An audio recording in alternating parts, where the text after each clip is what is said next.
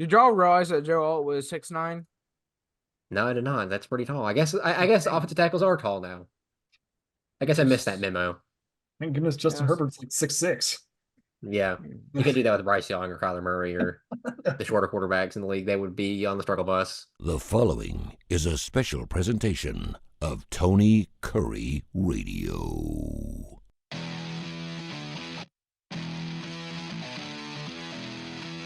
Hello, everyone. Welcome in and students to the game. My name is Alex Baumann. And as always, I'm joined by my co-host here, Nathan Glidewell and Gray Oldenburg. We're going to dive into Auburn football, Alabama basketball, then go into the NFL draft that happened this past week. So starting off, Gray, Auburn football here.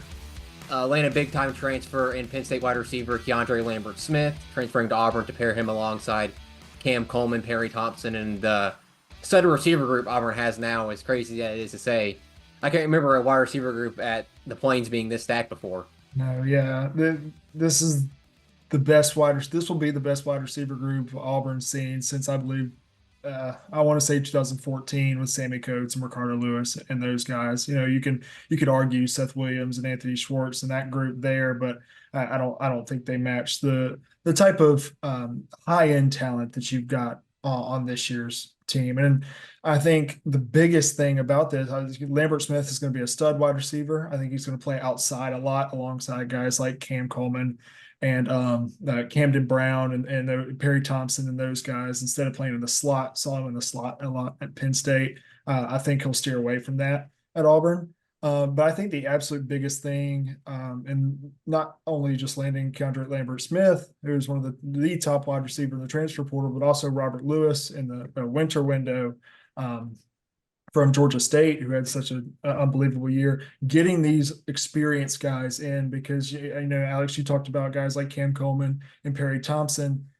Auburn fans need to understand those guys are coming in as true freshmen. You know, yes, they're talented. Yes, they're going to be two of the most talented receivers that have ever walked on campus at Auburn University, but expectations need to be handled because they're freshmen, and getting experienced guys like Lambert Smith, getting a guy like Camden Brown back, getting a guy like Robert Lewis from Georgia State, I think that's huge to help out these young guys and fill out that wide receiver room.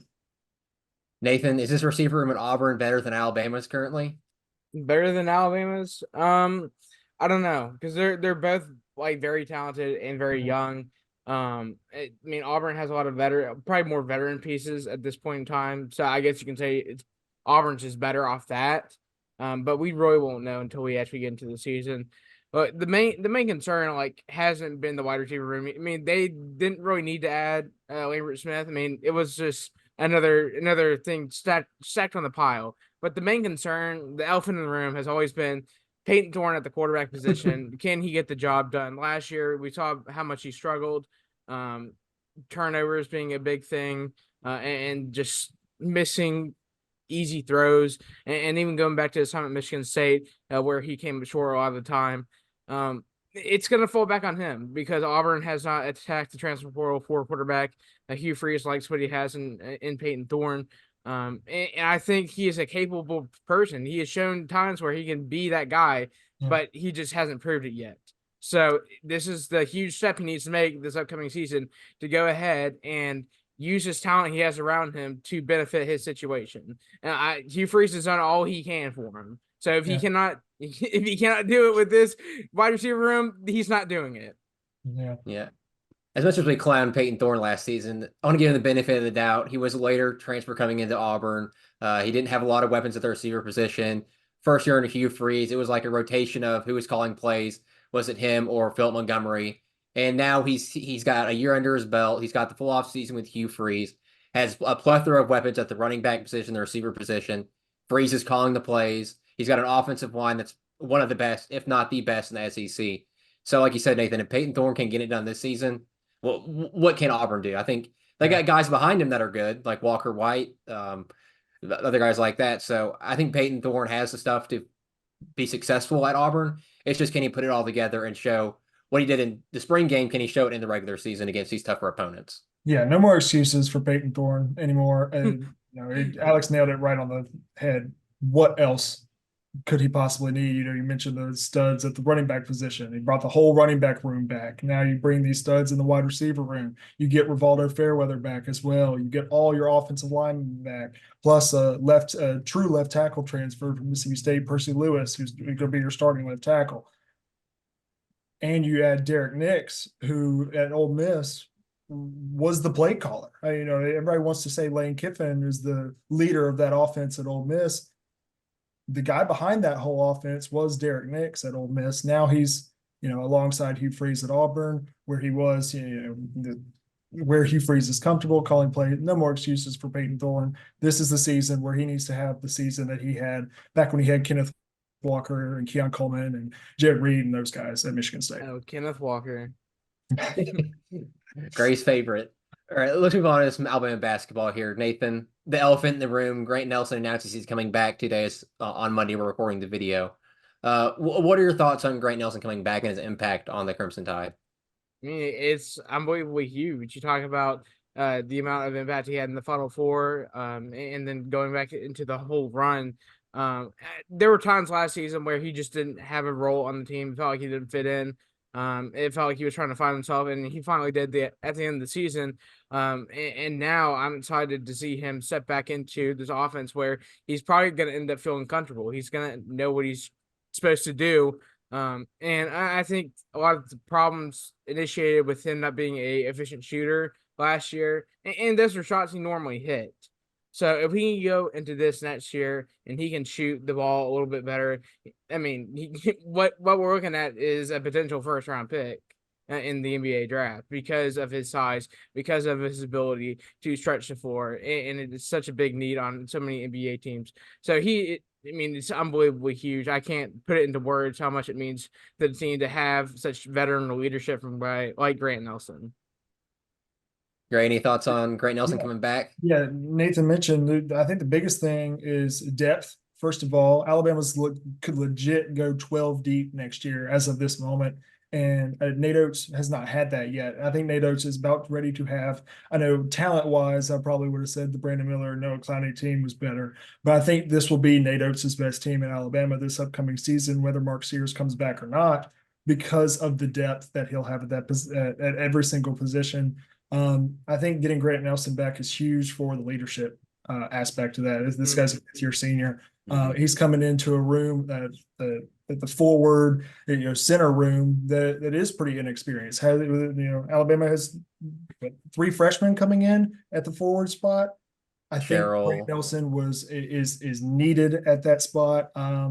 If he can get back to having the confidence that he had in the West Regional, especially games like against North Carolina and against Clemson, that offense can run through him.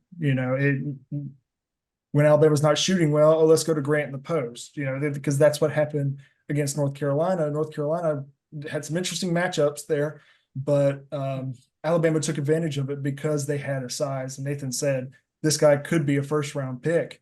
Yes, if he's efficient as he can be and as he's shown to be and confident like he is, he very well could be with his size, his athleticism, and his pure intangibles. NBA teams are going to fall all over this kid all season. Yeah, I think y'all hit the nail on the head with talking about his lack of confidence to start the season. When you come into a new team as a transfer, it's hard to have the confidence, especially when you have established guys like a Mark Sears and a Rylan Griffin being the ingrained quote-unquote leaders of the team. And it kind of took a while for Grant Nelson to figure out, what is my role on this team? I think coming in, a lot of fans were like, okay, we want Grant Nelson to play like he did all season, like he did against UNC in the tournament. That's what Grant Nelson needs to look like. Yeah. And that really wasn't realistic for Grant Nelson, especially with Mark Sears having the season he had. I think going into next year, he'll be the experienced leader, whether Mark Sears comes back or not. They'll be the 2 main guys there.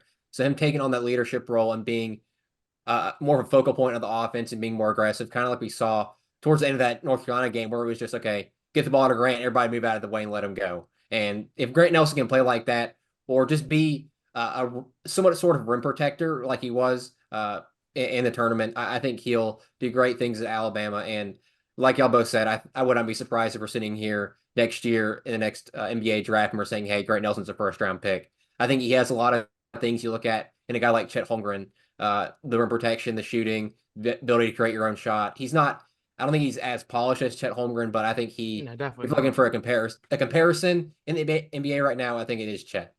Yeah. Some transfers out. You had Davin Cosby Jr. transfer to Wake Forest, Nick Pringle, South Carolina, and then Rylan Griffin officially announcing his transfer to Kansas, even though many people were already saying that as soon as he hit the portal. Nathan, any words of wisdom to these guys as they transfer out to other colleges? Look, Davin Cosby Jr. didn't have much of a role. And I think he looked at the roster next year, and he knew he wasn't going to get playing time. So going to a school like Wake Forest that could use him a little bit more. I think he just wanted to play a little bit more minutes. And then Nick Pringle pretty much goes home to South Carolina. He's from Seaborn, so it wasn't a huge surprise. But I think him and Ada probably sat down and had a talk about his role in the team. And you look at what Nick Pringle had. He's an undersized center who is athletic, but he can't shoot, and he struggles on the defensive end. And it wasn't going to work out well, especially with the lineup we had coming in next year. He wouldn't have played much. And I hate it because I love Nick Pringle. I loved what he did, but I think South Carolina is probably going to be a better spot for him. And then Rylan Griffin going to Kansas. We already talked about this. We already went through this like a month ago. Yeah. We knew what was going to happen. We knew.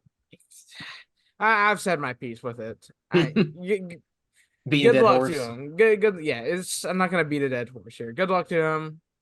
Whatever. Kansas has decided they want to go ahead and throw a team together through the transfer portal and then bring back Hunter Dickinson. I hope they're happy with that team. Don't forget about DeJuan Harris Jr. He's really impactful, Nathan. Yeah, I think it's a good thing for Cosby and Nick Pringle to go back to their homes. Cosby played his high school ball in North Carolina, so to go home can't discredit those guys, especially like Nathan pointed out. They're probably going to have diminished roles next season. Cosby, considering what Alabama's done guard wise in the portal, probably would not have even touched the floor. So him to go to Wake Forest, get some playing time, and Nick Pringle to go home to South Carolina and I guess be a starter there. I don't think he would have gone if he wouldn't have been. So kudos to those guys for going to the portal and finding good homes. Rylan Griffin, good luck to him. Hope he finds success at Kansas. Hopefully the grass is greener for him on the other side, even though most of the time it's not. But I don't know what Kansas is going to do with this portal class because you got Zeke Mayo coming in from South Dakota State, Riley Kugel from Florida, Storr from Wisconsin, Griffin now, and then you return Harris Jr. and Dickinson. That's 6 guys. I don't know who comes off the bench. I don't know what Bill Self promised these guys playing time wise. I don't know how they manage this. I know it's just 6 guys, and you're like, okay, we'll just take one off the bench, but these are big name transfers. He wants to be the 6th man, though. Who wants to be the 6th man? I mean, Zeke Mayo from South Dakota State is not a slouch. I believe he averaged like 18 points a game. Kugel, he did good things at 4. I know he came off the bench last year towards the end of the season, so maybe Kugel's a 6th man, but I'm not sure if you go from Florida to Kansas if you're going to want to take the same role. I don't know. I don't think Storr or Griffin come off the bench at all, considering they're both coming from higher profile programs. Moving on to the commitment Alabama got over the weekend, Nathan. Alabama basketball Gatorade Player of the Year in 2023 and 4-star guard LeBaron Philon committed to the Crimson Tide after getting his release from National Letter of Intent with Kansas. Well, what does getting Philon mean to the program, Nathan, even though Oats went and got Aiden Holloway a couple of weeks ago? Even more depth, man. I mean, the guard position, if Martin Shears comes back, this will probably be the most talented team in the nation. And I mean, I didn't think we'd be saying this. I didn't think this was going to happen, especially with all the transfers we had coming out. But I got to give credit to Nate Oats and what he's done through the transfer portal this offseason, and then his recruiting. It's just been top notch. And this is just like a cherry on top. I love what Philon. I mean, you look at his build. He's a 6'3" guy. He can defend well, but his offensive output is also insane. Very athletic. I mean, there's not much more to say. I mean, he won the Alabama Basketball Gatorade Player of the Year in 2023. It's not an easy thing to do. So I'm excited to see what he brings to the table. And I think he'll fit right into the offense with the amount of 3 he shoots. So I'm ready. But Mark Sears, please come back. This is what we're all banking on. Any hard feelings with Philon Gray, considering he was an Auburn commit at one time? Not at all. Look, this kid's a baller. I think he is the biggest offseason get or addition that Nate Oats has had to this Alabama team. because of what he means, not only for depth, just like Nathan mentioned, but also this is not a 1 year kid. This is a multi-year guy, and he's a true scorer. And that's what he does. That's what he did at Baker High School down in Mobile. That's what put him on the map at for the Gatorade Player of the Year, whatever it was.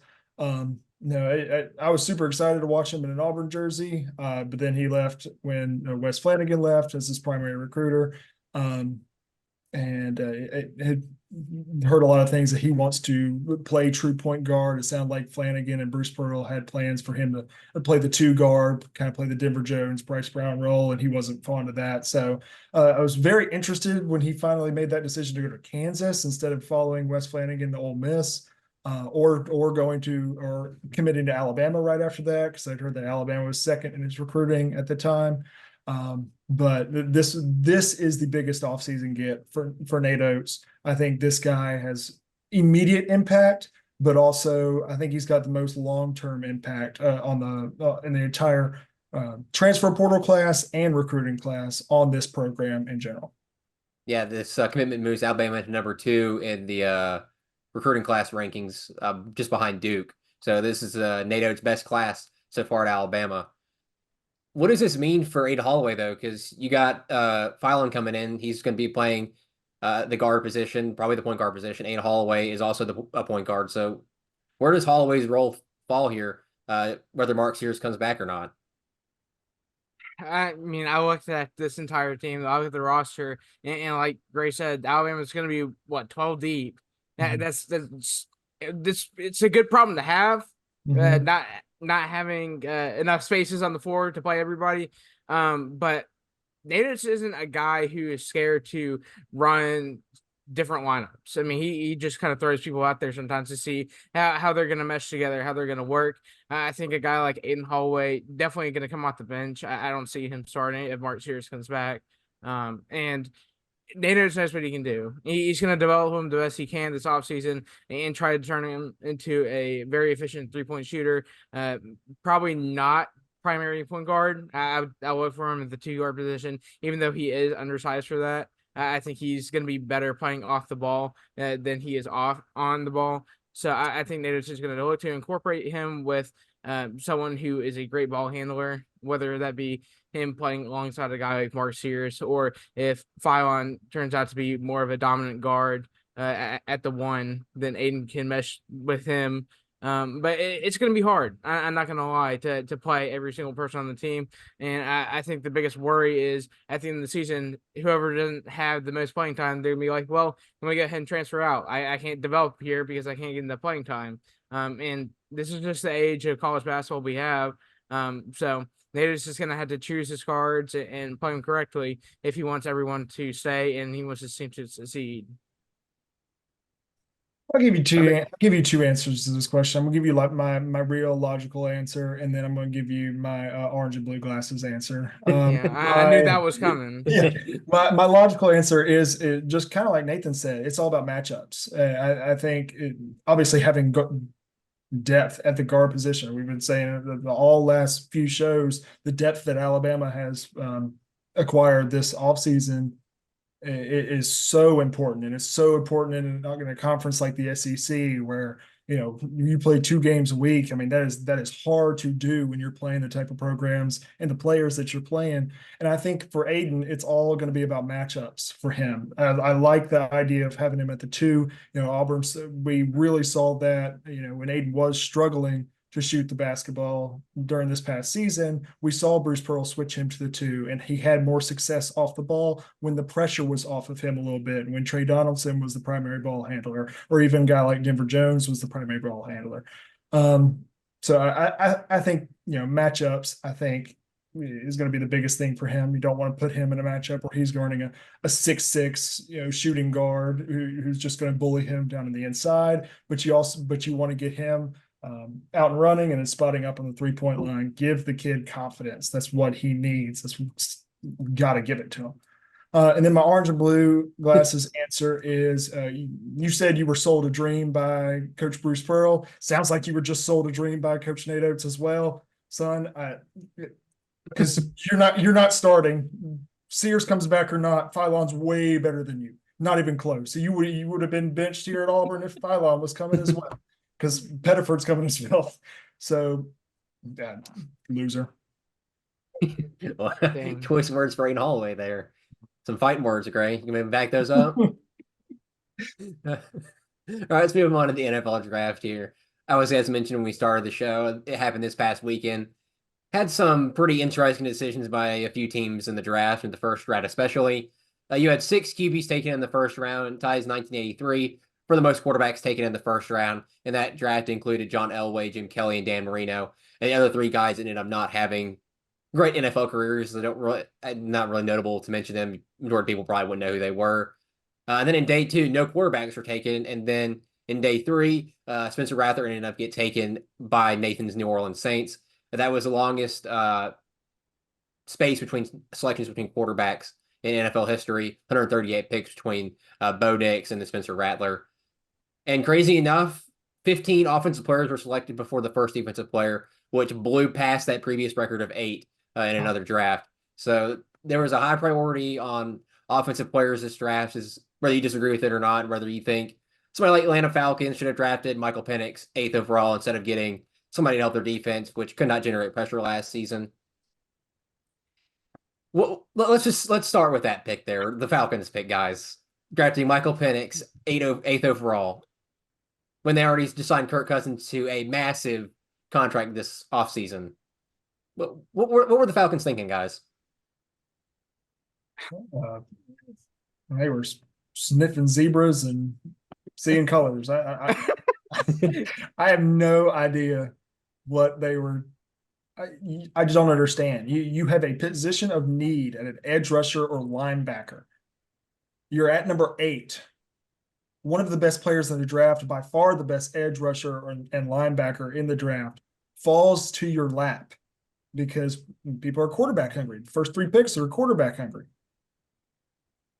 Dallas Turner falls right into you, and you pick the 4th quarterback when you just signed Kirk Cousins to $200 million, $100 million guaranteed. And you don't even just pick a young quarterback like JJ McCarthy. Like a McCarthy. You pick the oldest and most injury-prone quarterback in the draft. Blows my mind. Look, I love Michael Penix and what he was able to do at Washington this past year, especially off the injuries he had while he was at Indiana. I think he's a great kid. I think he's a great player, a stud of a quarterback. I didn't think he was a pro quarterback, even when he was tearing it up at Washington this past year.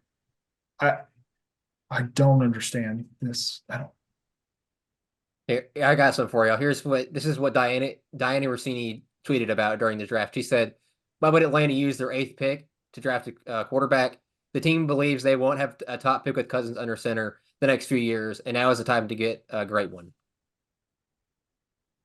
So basically, they're gonna sit Michael Penix behind Kirk Cousins, and by the time they can 29, by the time Kirk Cousins is done with his contract. So realistically, Kirk Cousins' contract is a 2-year deal because after 2025, there's only $10 million in guaranteed money, so they can cut him, and then they'll have $10 million to pay him. So, but still, at that point, Michael Penix is going to be 26, 27 years old, and people were like, okay, this is like what Green Bay did with Jordan Love and Aaron Rodgers.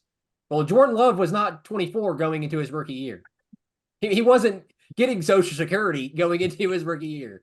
And this had nothing to do with Michael Penix, like you pointed out, Gray. He's a great player. I think if he would have gone to somebody like the Raiders or a quarterback needy team, I would have had a problem with him going in the first round. But the Falcons don't need Kirk Cousins. Kirk Cousins, I know, he's coming off an Achilles injury. Maybe there was worries of, hey, he can't. We're worried he's not going to be able to be what he once was. But then why would you go get him? Why not get another quarterback? And, maybe this pick makes more sense. There were so many more needs for this team if you wanted to contend. In NFC South, that is very weak. With Kirk Cousins as a quarterback, this team could easily make the playoffs. And the defense, with Raheem Morris at the head coach, and he's bringing his defensive staff in, if you get Dallas Turner or a Latu or a Byron Murphy, that beefs up the defensive line that has been weak for years. I don't understand. I want it to be known that I was 6 of 6 on my picks all the way up until that point. I had mocked Dallas Turner to get to the Falcons because apparently I'm smarter That than makes the sense. Atlanta Falcons general manager. Talk So, about Terry Fontanon or whatever his name is. yeah, the guy who's not going to have a job next season Yeah. is what I like to say. So, I was flabbergasted. I had to sit there and think about why they would do this after going and getting Kirk Cousins on a 4-year deal, paying $180 million. You know, I guess they just want to throw money at the wall. I guess that's what they want to do.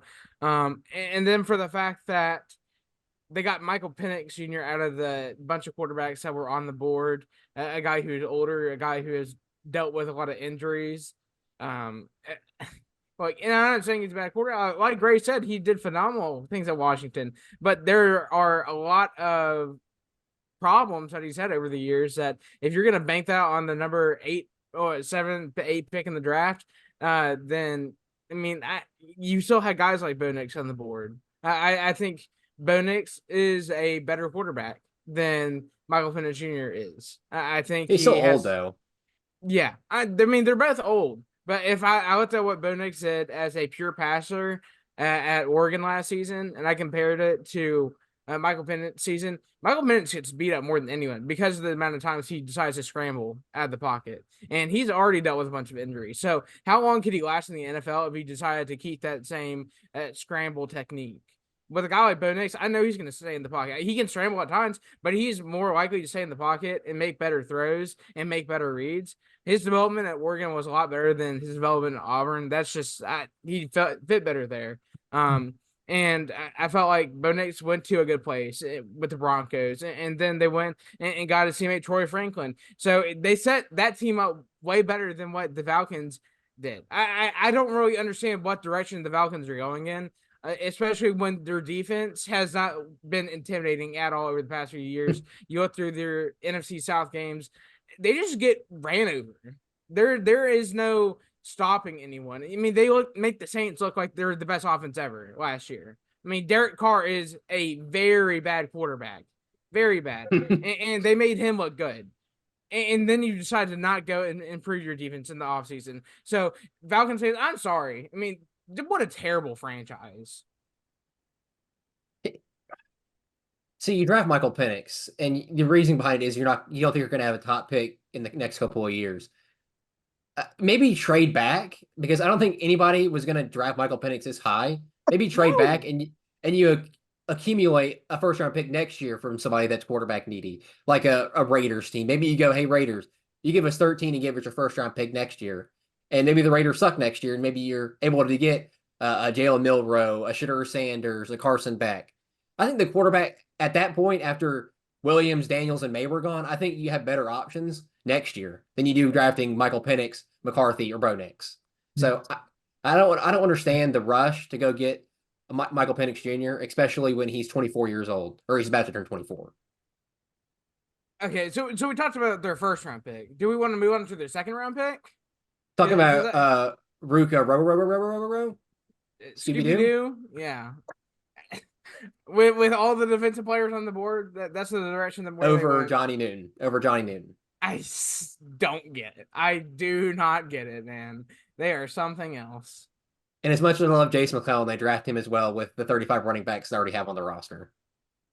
It's just like they didn't address the quarterback. It's not like they took a running back in the first round last year who they decided to not play over a guy like Tyler Algier most of the season. Gosh, Arthur Smith, oh man, Falcons are so messed up. Let's move on to their NFC South counterparts here, guys, starting Nathan with your Saints. After you've had time to stew on it, I know you weren't initially happy with that first round pick, but seeing their draft as a whole, what were your thoughts on it? Like we filled a need in the first round. It wasn't what I wanted, especially with a guy like Dallas Turner still on the board. Dallas Turner is just one of those prospects where you go, he's one of the best edge rushers you've seen in a while, and he has this intensity to him. So you're like, let's go ahead and scoop him up. Or you look at the secondary and you want to improve that with a guy like Terrion Arnold. I looked at that, but we went safe and we went with an offensive tackle. Luis Wonga, out of Oregon State, he's not bad. I think the main question is how mobile can he be? How good can his footwork be to keep playing the tackle position? Because if he can't move, then he's gonna likely be switching to guard. And it's not a bad thing. It's just I don't know if I would have taken him there. I looked at this offensive tackle class before the draft, and you had a guy like Joe Alt, who is there is Joe Alt. There's a huge gap, and then was JC Latham, and then I think there's another big gap, and then you have Flonga, in my opinion. Honestly, a guy like JC Latham probably would have fit better here, but I had the same concerns for him. So we'll just have to wait and see. Probably more. I'm gonna be optimistic about this pick and hope that he doesn't have an injury problem like every single one of our offensive linemen does. So I'm gonna be optimistic. He's got an attitude problem. That's a different story. One thing at a time, Alex. One thing at a time. And then we move on to the second round. And this pick I loved. We traded up and we're able to get Kool-Aid. I think that's probably one of my favorite picks. Kool-Aid, we've been through this time and time again. He was a first round talent. And the only reason he fell back, I mean, yeah, I think he won the best cornerbacks available, and he just fell back because of what Harry Arnold was able to do last season at Alabama. He was not in the spotlight anymore. But a guy who's a very physical press cornerback, I know he's not as fast, but he can go and be physical when you need him to be, and I think that's another huge need filled. Look, it's a very young defensive background. There's definitely some veteran pieces, but it's more young now. So Kool-Aid's one of those guys I'm not gonna be worried about. I think this is probably the biggest one that y'all are waiting on me to talk about is Spencer Rattler going in the 5th. I watched Spencer Rattler at South Carolina do some amazing things. I think I go back to the game he played against Tennessee, 2022. I was amazed with what he was able to do. And then I watched him the rest of the time at South Carolina. And I was like, what is he doing? What he plays cornerback? I didn't understand. Look, we got him in the 5th round. I'm not going to sit here and just dwell on it. It's not like we went and said, hey, let's use a second on him. Well, let's use a first on him. We're not the Atlanta Falcons. But do I believe Spencer Rattler has a future with the New Orleans Saints? I'm not going to say he does right now. And that's just because I think the Saints are too loyal to Derek Carr for some reason. I don't know what. Dennis Allen is definitely. And as much as I love Spencer Rattler, he has so many issues in his decision making.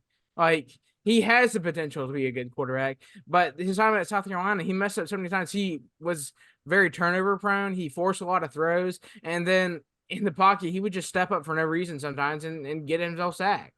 So it's one of those things where he needs to have a better pocket presence. He needs to learn how to read the defense a little bit better. And going into the NFL, I think he can develop that way, but I'm not going to rely on him to go into that season and go be quarterback 1. I'm not going to say he needs to go ahead and take Derek Carr's job as soon as the season starts. Because as far as like Derek Carr goes, even though he's very, very bad, he has experience. In Spencer Rattler's defense, his offensive line could not defend could not block Bart Carr. It was that bad at South Carolina. And to Spencer Rattler's credit, I don't think he ever criticized them publicly or anything like that. So maybe he has a future with the Saints, Nathan. For your sake, I hope he turns it to be a good quarterback, because since Drew Brees retired, you've been going through a carousel just like me and Gray have with you don't have to remind Carolina me. Panthers. You don't have to remind me. I know. I know it every season. Right, talking about the Carolina Panthers here, they initially did not have a first-round pick, but ended up trading with the Bills at number 32 to go up and draft Xavier Leggett. They get some guys like Jonathan Brooks, Trevin Wallace, and Jadavion Sanders.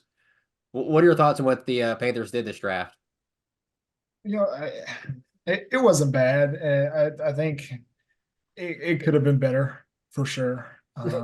I would have made some different decisions probably. It sounded like all draft season, all combine season, and everything. It sounded like the Panthers had fallen in love with Xavier Leggett, and him being so close and him really wanting to be a Carolina Panther and him, coming and giving another weapon for Bryce Young, which was needed. I think that was needed. Going out and getting a wide receiver, but we really said, "Oh, let's go get more weapons for Bryce Young." We went out and got Texas running back Jonathan Brooks was the first running back taken on the 46th pick. I actually think he would have been an even higher pick if he didn't get hurt this past season. I think he was the best running back available in the draft. I just don't know if that assesses a immediate need. But I know that getting Trevor Wallace in the 3rd round, that does assess an immediate need.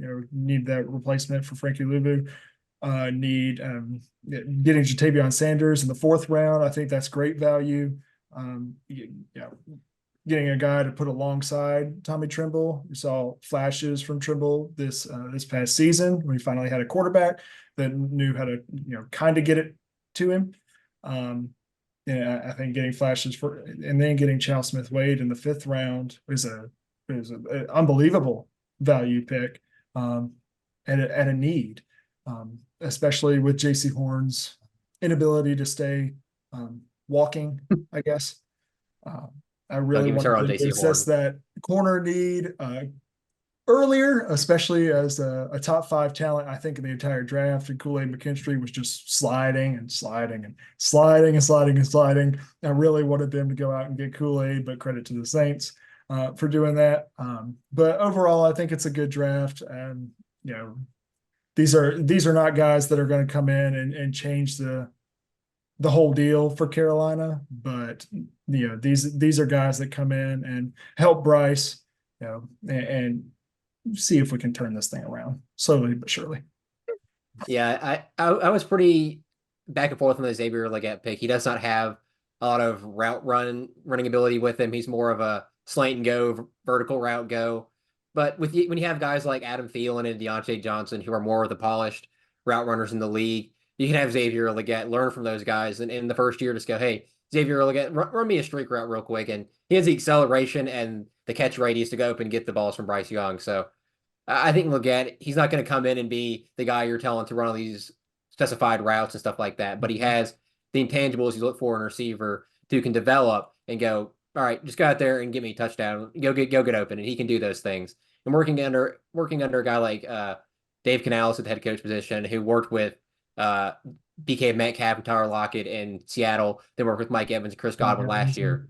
He has experience working with good receivers. I'm not saying Legette's going to turn into DK Metcalf. That's who he's compared to. But if he can get anything close to that for Bryce Young, please give him a weapon. Sign me up. Yeah, I think Jonathan Brooks, I think a little bit of a reach considering we have Miles Sanders under contract, under that awful contract we gave him last season. And you have Hubbard, but Jonathan Brooks, I think, is going to be more of a dominant back for Carolina, especially if he can be healthy going into the season. I think he'll solidify himself as the running back 1. I don't think Sanders really has the role as that. Neither does Hubbard. I think Hubbard's better in a committee system. He proved that when he was behind some other guys in Carolina. Trevor Wallace, I was kind of questioning about that pick as well, just because Peyton Wilson was on the board. But then I realized, hey, Peyton Wilson doesn't have an ACL in one of his knees. And I look at Trevor Wallace's tape, and he plays with a bunch of energy. I think there was a highlight where he plays so much energy and ended up breaking a guy's leg. And that's something to laugh about, but to play it with that much energy, I mean, if he's not going to be a starter year 1, I don't think he will, because Carolina has Shaq Thompson and Josie Jewell at the linebacker position.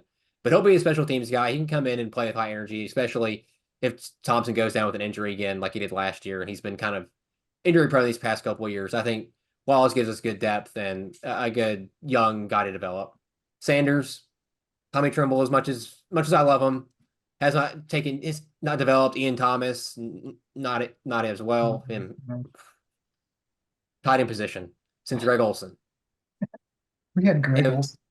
Thinking about Jatavion Sanders and what he did at Texas, especially watching him against Alabama, if he can play like that with Bryce Young, I'm excited for that one. Yeah. And then Chal Wade Smith, he was a defensive player of the game at the Senior Bowl, and to get him that late in the draft to come in and address that cornerback need, which as of right now we had Troy Hill and J.C. Horn, and I believe I think DiCaprio Boodle's like quarterback 3 or something like that. It's not good. So I would not be surprised if Smith Wade is starting day one.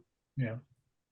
I did want to ask both of y'all because the second round pick for Jonathan Brooks at the running back position, I felt like it was a little bit of a reach considering the running back class being what it is this season.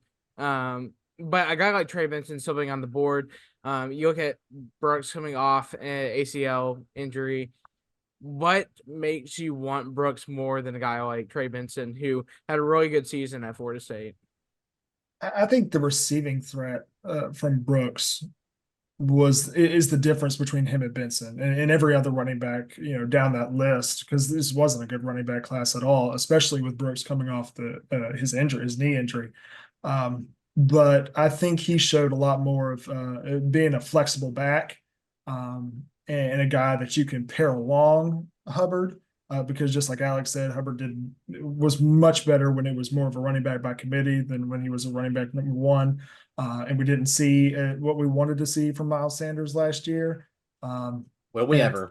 Yeah, literally. I think him being more of a receiving threat than Benson is the pull to him. But I would have been fine with either of those two guys if we had to pick a running back on that spot. I would have been fine with Benson and it would have been all for it. But I see the pull to Jonathan Brooks. I think with Benson, there was a lot of games last year where he was just completely rendered ineffective. There was games where I would look and he had like 12 rushes for 8 yards. And Jonathan Brooks was much more dominant. And you can say, well, Jonathan Brooks had a much better offensive line. And that's true. Florida State's offensive line wasn't great. But Jonathan Brooks, I know he had the injury last season in his season, but he has a lot less mileage than a guy like Trey Benson. Because last year was Jonathan Brooks' first year starting because he was behind Bijan Robinson for his entire career. Trey Benson, on the other hand, he started the last 2 years at Florida State. So I think getting a guy like Jonathan Brooks, I know he has that injury, but like Gray pointed out, the receiving threat, the less mileage on his legs, and just his overall ability to have a burst more than Trey Benson does, I think makes him more valuable than Benson did in the second round. Much as I disagree with getting a running back that early. Oh, yeah, same. Just real quickly, guys, who do you think had the best draft? Who do you think had the worst? The worst, it's got to be the Falcons. I just hard to be worse. You can't. Oh my gosh, it's one of the worst we've seen in a while, just because of who they picked and where they picked them, and who they picked them over, and the needs that they just did not address when they easily could have. I don't see how this draft class makes the Falcons any better for next season. I don't see a player on their draft board that I think comes out and starts or comes out and is a true threat and makes them a better football team than they were the year before. So I oh my gosh, that's just terrible. As far as the best, there are a lot of really good deep draft classes in this draft. A lot of teams got really good value from where they picked. I would say the Saints getting Kool-Aid in the second round is huge value. I would say the Vikings. I know I don't really like the JJ McCarthy pick. I don't think he's a pro quarterback in my personal opinion, but getting Dallas Turner where they got him, that's huge value. So I would throw them on the wall. I think Detroit getting Terrion Arnold at pick number 24, I think that's huge value as well. Then you got to think about the Chiefs as well, getting Xavier Worthy at 28. That's crazy. Thank you, Bills. Thank you, Bills. No kidding. And then there are a lot of draft classes that just consisted of 10, 15 players that they're just loading up, like the Packers and the Texans, who had a deep draft class as well, and the Colts and those teams. I think for the best, I'm gonna go with. I really don't know. I think it's one of those teams that got really good value. Well, name out of a hat. I'm going with the Bears. I'm not going to go with that. I'm going to go with the Bears and who they got in the top 10. I don't really like what they did in in rounds 2 through, or in picks 11 through 256. But getting what they did, their offense is going to be fun to watch next year with Williams and Roma Dunze. I think the Dunze pick at 9 is as good a value as you can get because of how deep the wide receiver class was. I think any other class outside of this one and 2021, this Roma Dunze is the top wide receiver, and he's who the Cardinals pick at 4. But then with Marvin Harrison being in this draft, Malik Neighbors and all those guys, I think getting Roma Dunze at 9 and Caleb Williams having the top draft pick. You're welcome, Bears. I'm gonna go with them. Nathan? Well, I'm gonna go a little bit different here. The Falcons always didn't have a great draft. I think I'm just gonna go ahead and say they did have the worst draft, but I'm not gonna go ahead and sit here and make this all basic. I really didn't like the 49ers draft. I didn't like the reach on Ricky Pearsall in the first round. I didn't. Terrible.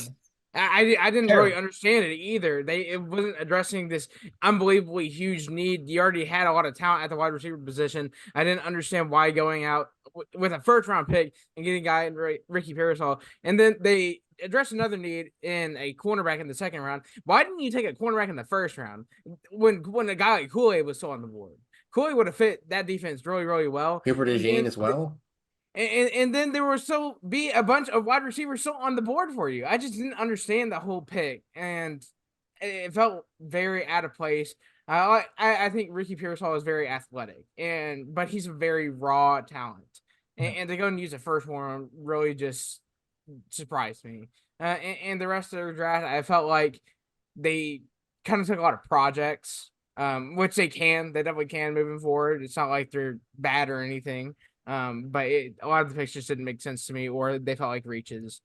And then for the best, I really liked the Chargers draft. I liked how they were able to get a huge need and get an offensive tackle in Joe Alt, who I think will play a long time in the league. I think it will be really, really good. I like the addition of Ladd McConkey from Georgia. Ladd McConkey's not a very fast guy. He's not very physical, but he gets the job done. He's a reliable receiver.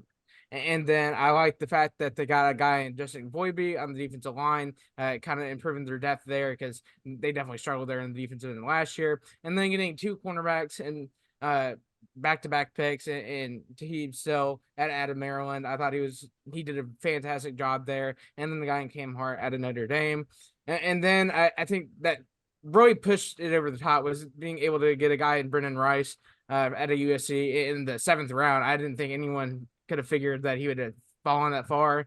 But I think he's a very raw prospect as well. But the difference is they waited to take him. And he's going to be a project, but I think he can turn out to be a really valuable wide receiver on that roster that definitely needs some wide receivers to step up. Yeah, I think the worst draft for me has to go. I know we're all going to say the Falcons, but I think the worst one has to be the Miami Dolphins. First round pick being Chop Robinson. I know everybody's like, he's got a lot of potential, but he did not have a lot of production at Penn State. I believe he didn't have double-digit sacks in his time there. And I look at what was also on the board that the Dolphins needed: corner help. Right now, Jalen Ramsey, Cam Smith, and Kader Kohou are the main corners on that roster. That's not going to cut it. And you have guys like Taron Arnold on the board, Quinyon Mitchell, Kool-Aid, Cooper DeJean, Nate Wiggins. They had their pick of whoever they wanted to draft at corner. I don't think Chop Robinson was necessarily in need. I know Phillips and Chubb are both coming off Phillips off an Achilles and Chubb off an ACL. But you have those guys, if they're come back healthy, you don't really need Chop Robinson. You need corners. That's the immediate need. So I think that getting Chop Robinson at 21 was a reach. Patrick Paul at offensive tackle in the 2nd round. Not a huge fan of Patrick Paul. I think if they would have addressed offensive tackle, needed to be earlier in the draft, needed to trade up. I think there was a lot they could have, at that point, they could have addressed corner if they didn't want to address it in the 1st round. It felt like he's not going to be a great piece there. He's more of a developmental player. And with guys like Terran Armstead not being able to stay on the field, you can't really afford to, hey, let's give Patrick Paul 2 years to develop when he might hit the field week 2 when Terran Armstead inevitably goes down with an injury and is out for the season. And then Jalen Wright, the running back from Tennessee. I don't understand how many more running backs Mike McDaniel needs. You have Etienne last year, Mostert. I don't know if Wilson's there anymore. I mean, I don't believe he is. I think his contract ran. No, he is. You got Joe Wilson. So I don't understand why you need another running back. Once again, more needs on this roster. Could have gone offensive lineman. Could have gone defense, defensive tackle. As of right now, I don't think they have any sign on the roster. So it's like, well, and they get 2 picks on receivers. You have Tyreek Hill, Jalen Waddle. Mike McDaniel's proven he can do more with less at the receiver position. So I don't understand those picks either. So the Miami Dolphins, it felt like they were just picking whoever they wanted to, and they were picking more developmental pieces. And at this point, they're not like the 49ers. I don't think they can wait for people to develop, especially with the plethora of needs they have, especially on defense. And the best draft, I have to give it to the Chiefs. You trade up and you get Xavier Worthy. You trade with the Buffalo Bills, who you've been beating up on the past few years. So you get your speedy receiver. You steal him from the Bills. And Xavier Worthy and Marquise Brown. Good luck, other teams guarding those guys. You're just going to have them just straight down the field. And I don't know how you're going to cover that. Then getting the offensive tackle from BYU, Kingsley. Pronounce his last name. Yeah, there you go. Suma, it's going to be a struggle. I think he's a really developmental piece. And I think the Chiefs can afford to develop him. They have invested in offensive linemen in the past. They have the depth to wait for him to come into his own. And then Jared Wiley, the tight end from TCU, he is 6'7". And you already have a tight end in Travis Kelce. They just recently resigned him. But having Jared Wiley, let's say, come in on goal line plays, and Patrick Mahomes just says, okay, Jared Wiley, just run up and catch this ball with your 6'7" frame. Good luck. Once again, good luck NFL teams with Patrick Mahomes at quarterback and his elite level ball placement. And I think Jaden Hicks is also the DB from Washington State, is also a pretty good pick. I think he was one of the better safeties in this draft class, and the Chiefs for the past couple of years have kind of been running a rotation at safety, so getting depth there is good once again for the Chiefs, and they can afford to get it. So I think the Chiefs really nailed on all their picks, and the thing that makes it bittersweet for them is you get Xavier Worthy by trading with the Buffalo Bills, so you've been beating up on for the past couple of years. I think that was the craziest thing for the Buffalo Bills to do. All right, that's all the time we have for today. Thank you for listening and watching, students of the game.